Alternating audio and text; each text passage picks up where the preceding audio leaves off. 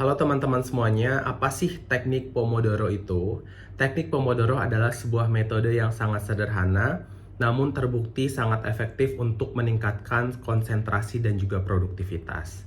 Metode atau teknik ini diciptakan oleh Francesco Cirillo pada tahun 1980-an. Nama Pomodoro sendiri sebenarnya berasal dari sebuah timer yang digunakan Cirillo yang berbentuk tomat ketika ia masih menjadi mahasiswa. Nah, teman-teman semuanya, adapun manfaat dari ketika kita menggunakan teknik Pomodoro ini sendiri, baik dalam bekerja ataupun belajar, yang pertama adalah kita menjadi lebih fokus dan konsentrasi. Kemudian yang kedua adalah kita dapat mengelola waktu dengan lebih baik. Kemudian kita dapat mengurangi prokrastinasi ataupun menunda-nunda pekerjaan. Dan yang keempat adalah kita dapat menghindari kelelahan yang berlebih ketika bekerja ataupun belajar. Lalu sebenarnya bagaimana sih cara menggunakan teknik Pomodoro ini dalam belajar khususnya misalkan ketika kita mau membaca atau ketika kita mau mengerjakan sesuatu. Jadi sebenarnya teman-teman hanya perlu mengerjakan ataupun hanya perlu men-set waktu 25 menit untuk fokus dalam mengerjakan sesuatu. Entah teman-teman belajar dalam bentuk menulis, entah belajar dalam bentuk membaca. Kemudian ketika sudah waktu 20 menit itu selesai, teman-teman mengambil break ataupun waktu istirahat itu selama 5 menit. Nah, kemudian kita ulangi sampai dengan 4 siklus Pomodoro. Dan ketika 4 siklus itu selesai, kita dapat mengambil waktu istirahat lebih banyak. Misalkan 15-20 menit waktu untuk beristirahat. Ternyata ketika kita fokus dalam waktu 25 menit untuk mengerjakan sesuatu ataupun belajar membaca, menulis, dan lain sebagainya dalam kurun waktu 25 menit tersebut, ternyata terbukti sangat efektif dan efisien untuk meningkatkan produktivitas kita. Lalu yang terpenting adalah dengan menyelingi dengan adanya waktu-waktu istirahat di setiap siklus akan menghindarkan kita dari kelelahan berlebih dan kita tidak akan menjadi burnout ketika belajar ataupun bekerja. Nah, teman-teman semua, yang tidak kalah penting adalah kalau kita menggunakan teknik Pomodoro ketika kita belajar, khususnya gitu ya, kita bisa melacak nih berapa lama sih waktu yang kita gunakan untuk membaca sesuatu, untuk menulis sesuatu, ataupun untuk mencari sesuatu gitu. Nah, ketika kita sudah dapat melacak waktu yang kita habiskan, kita tentunya dapat merancang ataupun menyusun langkah-langkah belajar selanjutnya sehingga kita tahu aspek-aspek atau area mana yang belum kita lakukan sehingga akan menjadi sebuah solusi untuk teman-teman semuanya belajar dan bekerja yang lebih efektif dan produktif. Aku akan coba breakdown ya bagaimana sih sebenarnya alur bekerja ketika kita menggunakan teknik Pomodoro. Yang pertama adalah kita pilih tugas terlebih dahulu. Tugas mana yang akan kita kerjakan? Misalkan kita ingin membaca sebuah buku. Nah, ketika kita membaca sebuah buku, kita bisa lihat sebenarnya ada berapa bab di dalam buku tersebut. Nah, kita bagi-bagi menjadi beberapa bagian yang akan kita selesaikan dan kita bagi menggunakan manajemen waktu dalam teknik Pomodoro. Kemudian yang kedua, jadi ketika teman-teman semuanya telah menentukan pekerjaan apa saja yang sudah di breakdown tadi di awal, sudah ditentukan pekerjaan-pekerjaannya.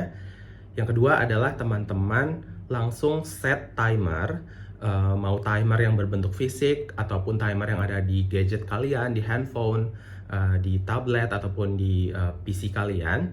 Set selama 25 menit pertama, coba untuk fokus, tidak menghiraukan distraksi apapun, entah dari diri kita sendiri ataupun dari orang lain.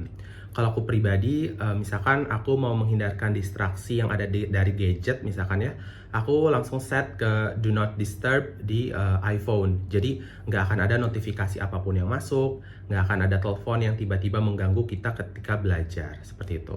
Kemudian yang ketiga adalah ketika teman-teman telah berhasil melewati cycle pertama dalam teknik Pomodoro selama 25 menit untuk fokus bekerja ataupun belajar, teman-teman langsung mengganti timer itu di set menjadi 5 menit. Nah, 5 menit ini teman-teman bisa gunakan untuk beristirahat. Boleh stretching, boleh jalan-jalan, boleh ke toilet, boleh minum, boleh makan, atau mungkin boleh cek sosial media. Jadi dalam kurun waktu 5 menit ini, teman-teman gunakan semaksimal mungkin karena pada cycle berikutnya teman-teman akan mengulangi waktu selama 25 menit tersebut untuk kembali fokus. Kemudian yang keempat, jadi kalau misalkan teman-teman sudah mengulangi beberapa kali cycle dari teknik Pomodoro ini, teman-teman sebenarnya bisa mengekskalasi lebih tinggi terkait dengan waktu fokusnya. Mungkin dinaikkan menjadi 30 menit atau 35 menit. Nah, seperti yang tadi aku bilang di awal, kalau kita sudah menyelesaikan selama 4 cycle dari teknik Pomodoro, kita boleh ngasih reward ke diri kita sendiri untuk beristirahat mungkin 15-20 menit.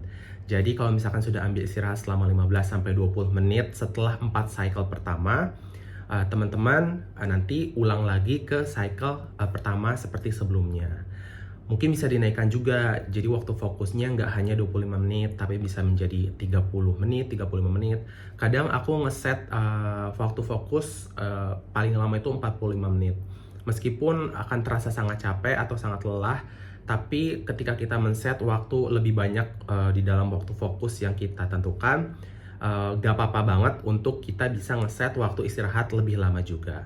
Jadi sebenarnya teknik Pomodoro ini tuh sangat fleksibel sekali. Waktu yang aku jelaskan tadi itu bukan waktu yang bersifat baku yang harus kalian ikuti secara rigid gitu, harus 25, 5 menit, 25, 25 menit. Tapi coba misalkan kalian belum pernah mencoba teknik ini, kalian set dulu misalkan 10 menit waktu fokus, 5 menit waktu istirahat. Kemudian kalian tingkatkan secara berkala gitu ya, ekskalasi gitu, ada peningkatan, dan kalian bisa tahu sendiri sebenarnya teknik Pomodoro ini tuh bener-bener impact-nya tuh besar banget untuk meningkatkan produktivitas kita belajar lebih efektif dan juga efisien dalam memanage waktu yang kita punya. Seperti itu teman-teman. Jadi teman-teman semuanya, semoga penjelasan singkat ini bermanfaat untuk teman-teman semuanya yang mungkin sedang membutuhkan tips gimana nih caranya untuk bekerja ataupun belajar lebih efektif dan efisien. Karena kita tahulah bahwa waktu yang kita punya mungkin nggak banyak, tetapi banyak banget materi yang harus kita habiskan untuk kita selesaikan dan kita serap gitu. Jadi semoga teknik Pomodoro itu sangat bermanfaat bagi teman-teman semuanya. Dan mungkin nanti aku di video selanjutnya aku bakalan bikin aplikasi apa saja yang aku gunakan untuk membantu aku dalam menggunakan teknik Pomodoro ketika aku belajar.